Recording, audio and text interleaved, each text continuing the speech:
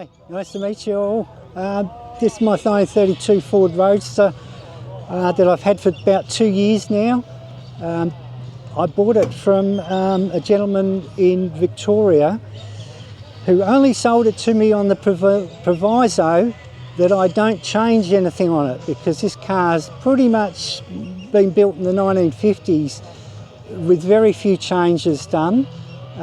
It has had a couple of rebuilds over the years, but the paint you see on it now was on it in the 1950s. And what else can I tell you? It's got a flathead out of a 8BA, out of a custom line, which wasn't the original motor. It did have a 1940 Ford motor in it. It's probably the third flathead it's had over the years. It's got the original leather on the seats still. Pretty much it's sitting exactly as it looked about 20 years ago, which was the last time it was majorly changed. It did have mudguards and running boards on it previous to that. A lovely gentleman in Queensland bought it, and the mudguards weren't really savable. They were too poor condition, so he's made it into the Highboy back in about 2006.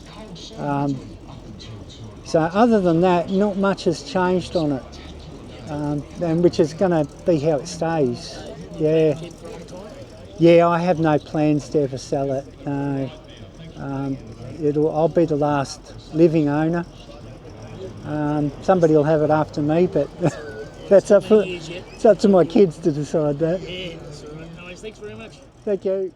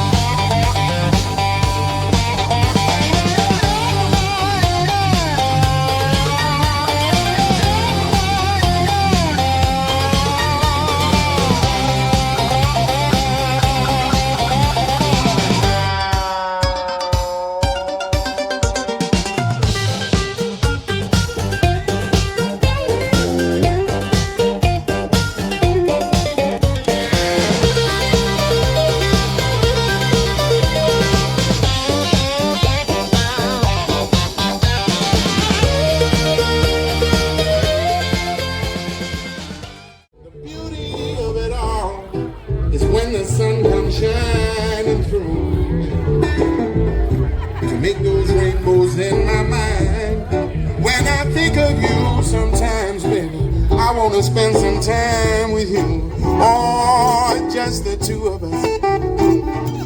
We can make it if we try, just the two of us. Just the two of us, baby, building castles in the sky. Just the two of us, you and I.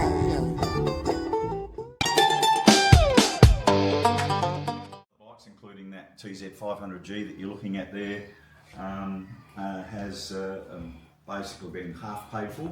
I sold that for 60,000, and it's being picked up next week.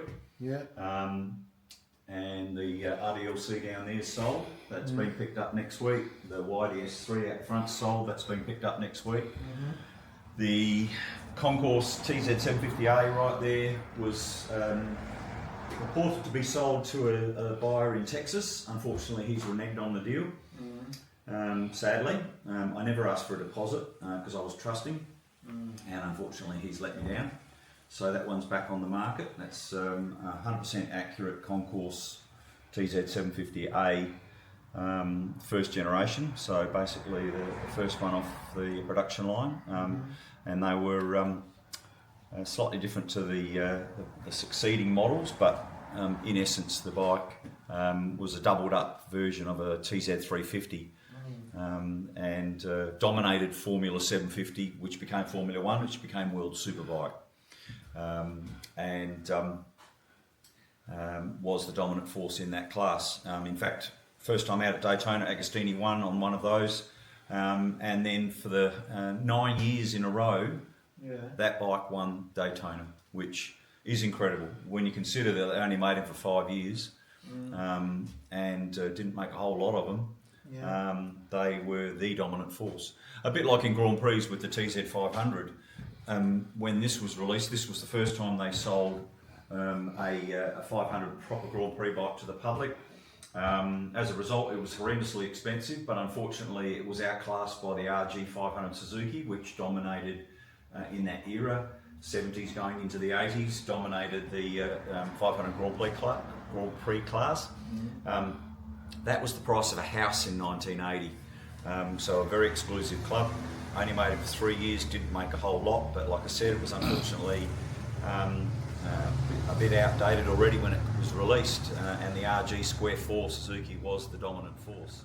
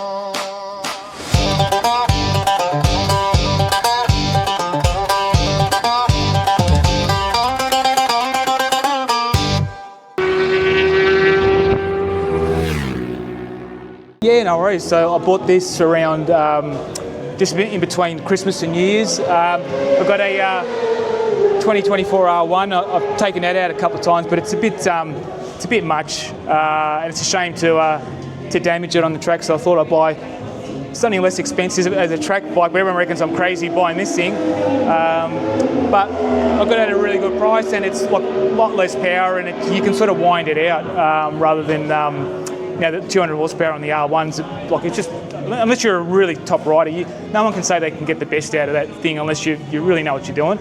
So I've got no ego in that respect. So this thing's better than me as well anyway. But so far it's been really good. This is the third day actually. So first time I took it out, I leaned it over a bit too far in one of the corners here, and it's bent the gear lever back, dropped a gear, and I've gone sort of sideways, but luckily didn't drop it, and that was like 4.5 sessions in. But it was at the end of the day anyway, so I was happy. Went home like in one piece.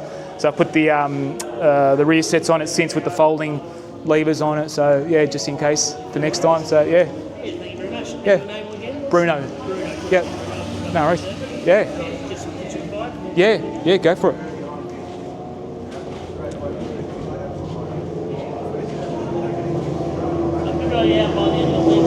Oh yeah, cool.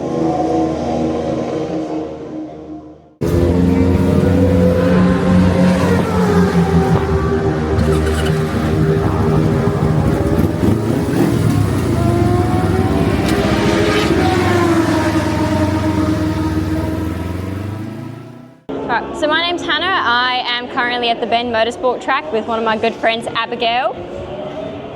Hi. And we are currently doing a track day with Champions Ride Day on both of our 2009 250 Kawasaki Ninjas.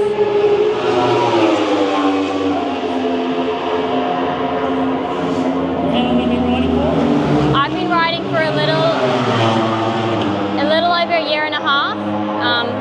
Abby has been riding for...